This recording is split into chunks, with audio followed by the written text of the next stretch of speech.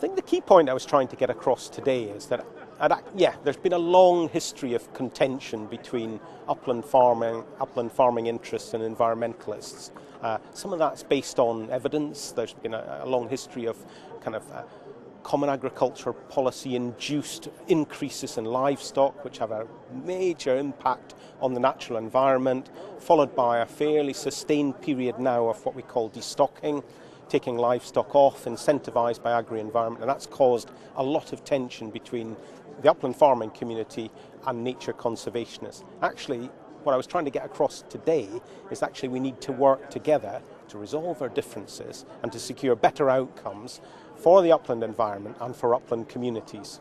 The RSPB hasn't got a very long history of talking about the uplands, believe it or not, and when we talk about the Farmland Bird Index, what we're really talking about is how farmland birds have performed in the lowland farmland environment. And there we have seen wholesale reductions of many once familiar species, corn bunting, corn crake, yellowhammer, a range of species that were once really familiar to many people in these lowland areas, now long gone from many places.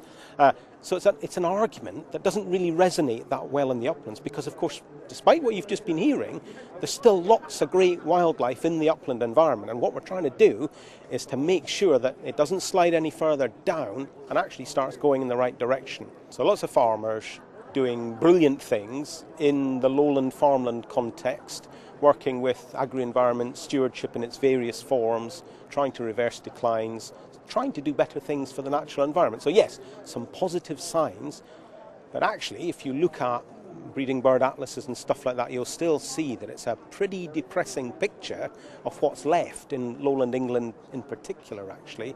And you can see that there's big swathes of the countryside now that now lack once really very familiar farmland birds.